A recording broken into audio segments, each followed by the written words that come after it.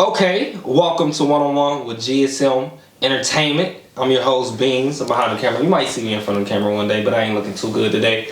But I'm here with Q, my brother. But I already know so much about you, bro. So I want to give you a chance to introduce yourself to the rest of the world. First, I just want to start off by giving you a chance to introduce yourself. Tell people a little bit about who you are, fam. For sure. My name is Q. Everybody know me by Q. My real name is Quentin. But like I said, everybody know me by Q. And I grew up, born and raised Dayton, Ohio. Grew up in the View. Really, for real, like my grandma's house. I spent a lot of time with my grandmothers. Grew up in a single parent household. Shout out to my mom, Teresa. And AKA T Treasy. T Treasy. You know what I mean? And yeah, that's about it for real. Yeah. Also, I went to DECA in my high school for elementary school. I went to Jefferson Montessori, so I only went to two schools growing up. But yeah. All right, how old are you? I am 25 years old. 25. Okay, so you are a part of GSM. Tell us what GSM stands for. Yeah. And a little bit about it. Man, GSM stands for Gain, Sustain, Maintain. And really, man, I created my own record company because, man, I wanted to kind of be like on some masterpiece stuff for real, like start up something for the city and give something people to look up to and be proud of, because right now, like, the city don't have like resources like big cities, so like Atlanta and like New York and stuff. So I figure, like, why not create my own? Because I want to be an artist, but I always wanted to be a businessman first. So I'm like, why not create my own label? And right now, I'm putting the groundwork in as far as like with my music and everything, and getting everything together, man. So yeah. All right, so you talked about the music. Let's dive into that a little bit. So I know you've been rapping on and off for a while. But when did you start rapping? Man, I really can't even give you like a certain age or anything. I would just say, man, I always been rapping. My cousin Tony, he used to make beats. And from then, my cousin Jovan used to rap. And I grew around older people. I didn't have like no siblings or anything like that. So my cousins was like my brothers and you know what I mean? So anytime where they'll be making beats or it'd be a basement full of people, like I was just that young cat, fearless, and I just used to freestyle. And then my cousin one day pulled me to the side like, man, would you be freestyling and some stuff for real? Like, bro, you should probably try to start writing it down. And I always like played them off. Like, I'm like, yeah, but I never was really on it. I ain't really started writing until like my grandmother passed away from cancer. She had breast cancer, and as a family, like, we watched her die, and it was just hard to cope with it because I really just didn't understand. And so for me to express my feelings and how I was feeling, I just started writing every day, and that became my outlet. Okay. So you just talked about how your cousins influenced you, and one was making beats, and then your cousin Joe was rapping. For sure. So would you say those are the ones who influenced you to really start writing, to get into your own rap? Because like a lot of time people draw influence from people in the industry and stuff like that. So who was your influence for you to actually get started rapping? Man, my first ever influence, before Tupac, before Wayne, before Dirt, before any mainstream artist, was my cousin Jovan. He did this rap to me where he spelt everything he said while using metaphors and similes, and from that point on, it caught my attention to where I was like, this is what I want to do.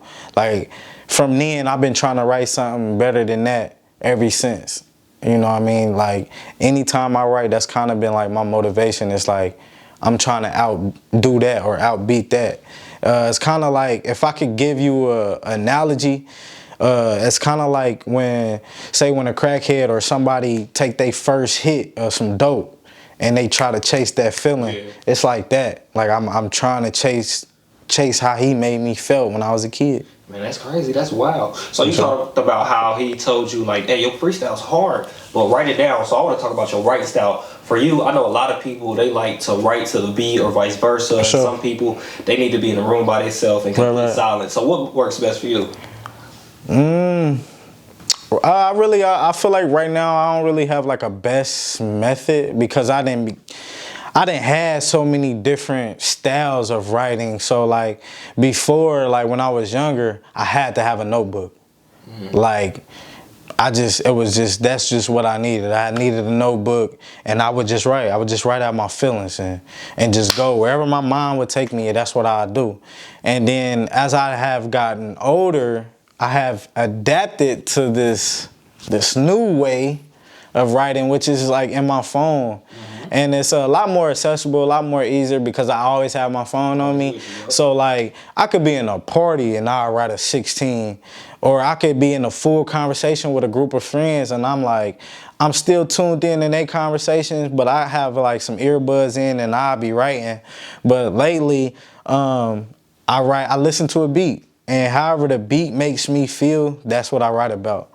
Like, so if I'm listening to a beat and it's kind of sad, I'll talk about things in my life that may be sad, or some things that I ain't necessarily came over. Or if the beat is like an upbeat, happy, man, I'm gonna talk about me popping my shit, you know what I mean? Or I'm gonna talk about something that makes me happy or others happy.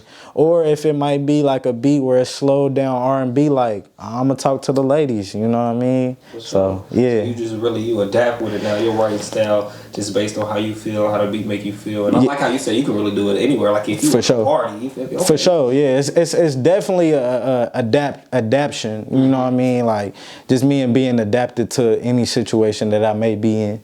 Okay, so you said your big cousin Joe really was the first one to really inspire you to start doing it. Right. Are there any other artists, like you mentioned Pac, Wayne, Dirk, any other artists out there that really inspired you? Man, the next person would be Pac. It'd be Pac. I got hip to Pac my 7th grade year, and I loved him so much, man. I ended up having the movie. I used to watch the movie every day, The Resurrection. I asked my mom, could she buy the poem book, and I read his poems. And then it got to a point where I would write down his lyrics and just like read them to myself, bro. Like, and I was like, bro, like this man was so cold. Like to me, he probably the most influential rapper in my book and my definition as far as like mainstream, because just what he stood for. You know what I mean? He wasn't just a loudmouth rapper. Like he was just intelligent, you know what I mean? And I loved how his wordplay and how he put words together and how he made you feel what he was feeling. You know what I mean? And I like what he stood for as far as like black people and the cause and trying to awake people, you know what I mean? And not just black people, because if you listen to Pac music, he talks to everybody, really. You know what I mean? He talks to the underdog. He talks to the minority. He talks to the poor person. And all them things, I feel like that was me. You know what I mean? And I just love Pac for real, man. He definitely has been one of my greatest inspirations. Man, you might have just answered this next question for you. I was going to ask, who is your favorite rapper or artist? It doesn't have to just be rapper of all time and why. Right. Well, first I'm going to go with Pac. Secondly, I'll do Wayne. Weezy, baby. Wayne, man.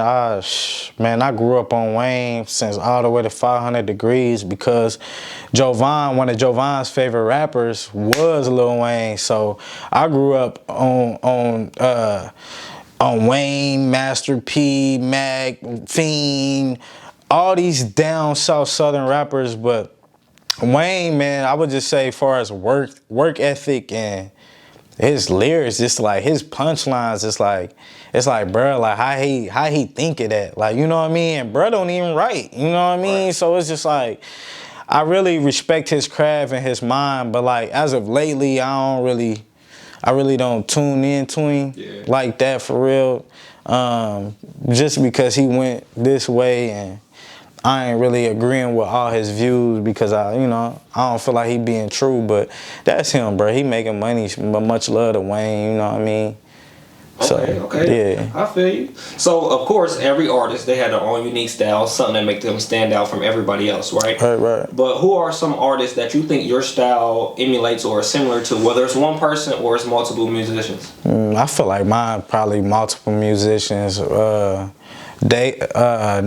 lately I would say Dirk. I listen to a lot of Dirk now. Dirk like my favorite rapper right now. Just keep it all the way honest. And I've been rocking with him heavy for like the last 3 years.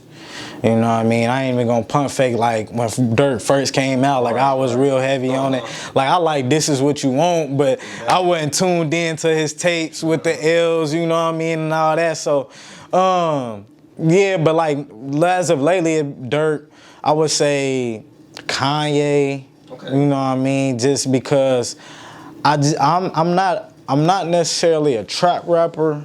You know what I mean? I don't talk about stuff I ain't done. Right. You know what I mean? I talk about my life experiences, and I try to make relatable music where people can rock to, no matter if you a kid, no matter you old. I try to hit every demographic, you know what I mean, while I'm making music. So I would say Ye, of course Wayne, Kendrick, because I do feel like I am in the conscious lane. I go in Nas just because he's lyrical. You know what I mean? He know how to tell a story, and he know how to make you feel how you feel. And yeah, them just like a few rappers. I can't forget Drake. You know what I mean? Can't forget Drake. And that's pretty much it, man. So I take a little bit of pieces from all them, bro, and mix it up and turn it into my own, really. Okay. So what's your favorite genre of music and why? My favorite genre, I'm gonna keep it all the way 100. I love R&B. Yes, sir. I love old school R&B, just R&B period. And the reason why I love it because the passion, the love behind it, the meaning, the beats. Back then, I just love to hear the real instrumentation. You know what I mean? Like if you sit back and listen to an old song, you know what I mean, like Outstanding by the Gap Band, you know what I mean? You tune in to that music, you can hear everything, you know what I mean? And I feel like that just makes a masterpiece, you know what I mean? Because back then they didn't have all these computers and, you know, different things that they use to enhance music. Back then, they had to really go in there and play. And you know what I mean? You had to have a love for it, you know what I mean? So I just love the devotion and the time and everything that they put into it. I love R&B. Yeah, especially that old R&B. It's really rhythm. Yeah. It's like, man, like one of the greatest writers that I feel like that don't give enough credit is Bobby Womack. You know what I mean? Like, if you think you lonely now, wait until tonight. That's some of the realest shit ever. Like, you know what I'm saying? Like, you know, yeah, so, man, yeah, bro. Like, I really listen and rock with old school music. Even Stevie Wonder, bro, he genius. Ray Charles, genius. James Brown, Godfather, you know what I mean? So I gotta pay homage to all the greats and all the goats that came before me. It's only love. For sure. So you said you kind of been rapping all your life just because of the influence of your big cousins and stuff like that. But what inspired you to get back to rapping on a consistent basis? Because I know, like when we was in like junior high and stuff like that, you was rapping and stuff. But now you on it, and I feel like you hitting it the heaviest you ever have. What inspired you to get on this wave and be consistent with the music now? Really, I'm gonna have to give all credit to my best friend, my brother, my ace, Blair. He was listening to a beat for months, man, and man, he was like, bro, let's try to knock out this song. Let's do this love game. And I'm like, all right, bet. You know what I mean? Like, I really wasn't tripping about it, so I'm like, all right, bet. And we got to messing around He was saying like little things, and I was saying like little things, and out of the stuff that we was just freestyling, really came the hook for Love Game. And I said what I said, he said what he said, and we kind of just took off and ran on with it from there. And once we recorded that, it was kind of on. And then also, like, when quarantine first hit, I ain't really had nothing to do, so I was just listening to beats. And the beats I was listening to, I just started writing. Like, I can't even tell you what necessarily made me start writing, but it was just like, let me get all these thoughts out of my head. Let me just write. And so, yeah, that's how that came about, bro. So would you say you found your passion with your music right now? You think you find your passion? Oh, yeah, I definitely know I found my passion. Because when I'm working and when I'm doing music, like, I don't even have to get paid for it. Mm-hmm. You know what I mean? Of course, that's not the goal, but I do it because I love it. You know what I mean? Like, when I'm working late night, 3:30 in the morning, you know what I mean, and I'm up trying to make a song and finish a song, it don't seem like work. Yeah. You know what I mean? Like, it just, to me, it's just like, man, I feel it like, man, this is something I know I'm supposed to be doing. And I always had a voice, you know what I mean? I was that kid, especially like in school, where teachers like will pull to the side and be like, you know, you got this much potential and you this and you that. And I never understood what really they was talking about until I got of age and I really started to see, like, man, like people listen to me, like people follow me, like people look up to me. Mm-hmm. And I was like, why not? Why not use your voice, bruh? Like, you know you got this gift. Why not do this? And to me, it only made sense because I love words. I have always loved words. You know what I mean? Like, when I used to get in trouble, like, my mom used to make me, like, damn near read the dictionary. You know what I'm saying? Like, so it just my passion for it is unmatched. It's crazy. Like, I really love music, man. And right now, I feel like I'm just doing all the legwork, all the groundwork to get to where I want to go. Because eventually, I want to make this my career. Okay. Look, you segued right into my next question. For sure. I was going to ask you, where do you hope, or where do you see yourself taking your music? Is it a hobby or something you potentially hope to make a career out of? Nah, man, it's definitely not no hobby. I do see myself making this a career. Mm-hmm. And I feel like everything that I'm doing right now is setting me up for that. You know what I mean? The late nights, hey, bro, let me record that back, or let me get that back, or trying to find my rhythm, trying to find my sound. You know what I mean? I feel like all this is for a purpose, it's for a reason. And, you know, God gave me these gifts in order to share to the world. Like, man, like, it's the craziest feeling to where one of my homeboys will call me up like, hey, bruh, shit, phases of life made me cry. You know what I mean? Like, or when one of my dudes called me like, bruh, like, why you ain't keep rapping on there, bruh? Like, you know what I mean? And I'm like, man, it's for a reason, it's for a purpose, because I'm trying to catch people's ear, you know what I mean? Like, certain stuff you ain't always got to figure it out. It's going to be a guessing game with certain stuff. But, yeah, man, so I'm definitely looking at making this into a career, and I'm looking to turn GSM into a record label and having it be my own company and it be run by me and my brothers. Let me just say this: as your brother, it's been beautiful for me to watch. Just how passionate you are, how much you put into it, and how the emotions I can hear that you spilling out on every song. And I know you, so I know it's not like you punk faking. You say you don't rap about stuff that you don't do. Right. So just for me, knowing you and then hearing the music, it means so much to me. I want to tell you that that means a lot to me too. Even though you making the music, it means a lot to me because it's real like talk. You expressing yourself, you telling stories, and you inspiring others. And your grind and your dedication, it's inspiring me, my nigga. So I just wanted to say that real quick. Nah, bro, that's love, bro. And if I could add on to that, bro, like, man, really with my music, I feel like I don't hold back. Yeah. You know what I'm saying? Like, it's a lot of stuff that I don't speak on, like, in my personal life. It's a lot of stuff that I don't talk about or I don't really express.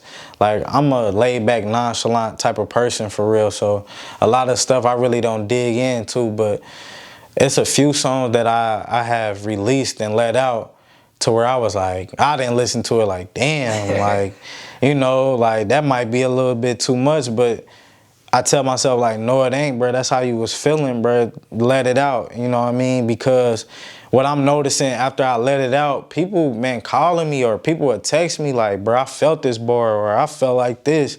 And it just let me know that I'm on the right track and I'm doing what I'm supposed to be doing.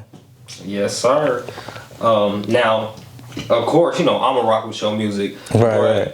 You make your music because it's something you love to do and something you enjoy. But who do you hope will enjoy your music or listen to your music? Because we talk and you told me stories about younger kids listening to your music, damn near knowing every lyrics to the song. You told me about like older friends of the family. They tell you they enjoy your music. So tell me who you hope to listen to your music.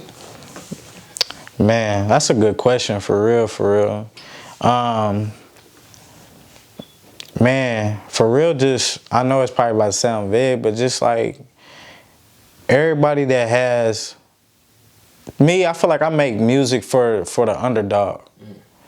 You know what I mean? For the person who been counted out, for the person who, you know, people ain't believe in or might have say like, bro, you gonna fall. I feel like I make music for that person. You know what I mean? But with that being said, I feel like the music is for everybody. You know what I mean? Because I got some stuff that I'm working on now where it's like, I got some stuff, not necessarily that I'm working on now, but I got some stuff in the cut where it's a song that's called God is Good. You know what I mean? And I'm talking, not even necessarily talking to a certain demographic, but you don't really hear rappers talking about that. Right. You know what I mean? I got a song that's for, you feel me, all my dead homies or the ones that's not here. You know, God bless their souls, R.P. Vlad. You know what I'm saying? I also got songs for the ladies that they can vibe to and get dressed to and rock to. So I feel like I want my music to touch different demographics. You know what I mean? Like Phases of Life, man, I had people tuned in Ukraine. Shout out to the Ukraine for rocking with them, bro. I got 100 listens from people in the Ukraine, bro. You know what I mean? On Two Americas, a song that I released when the Proud Boys, you know, invaded our capital. I released that, Two Americas, on that day, and I had people listening in Germany, bro. You know what I mean? So I feel like, man, my music is real to where it's gonna touch different demographics and it's gonna touch different age groups and different colors, different race, man. Me personally, I don't want to limit myself to just one group. You know what I mean? For sure. And I want to talk about that. I'm glad you touched on that, Two Americas, because, you know, I heard that song weeks before it was recorded. You know, I heard it when it was just in your notes and you was writing it to me, and then I heard you when you was laying it down. So how crazy was it that happened at the Capitol, and then it was perfect? It was like, boom, you already had it ready. You dropped it that day. Man, that was kind of crazy. That was wild, man.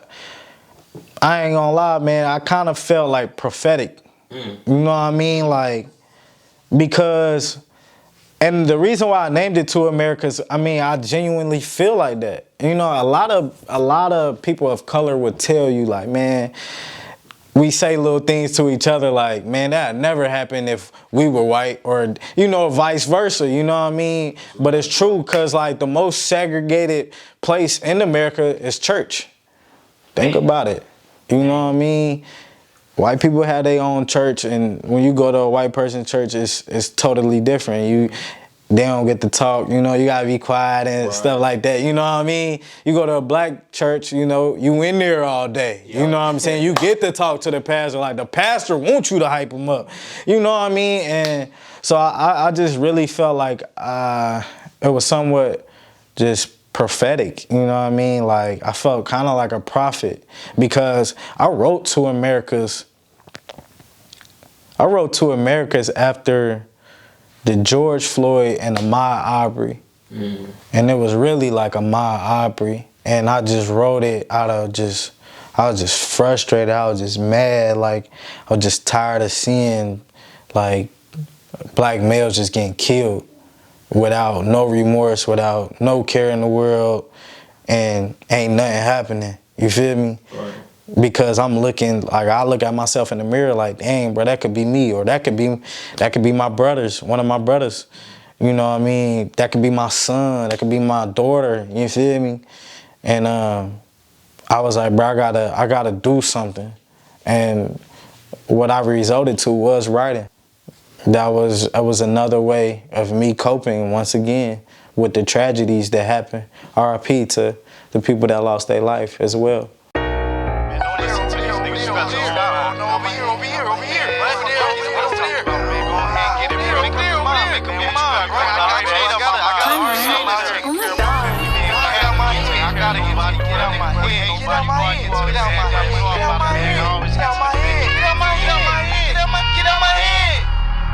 I hear voices in my head telling me to go get it. And don't stop even when you get it. Push it to the limit, gotta remain consistent. I'm killing it, my penmanship I'm penning is a representation of Jason lyrics.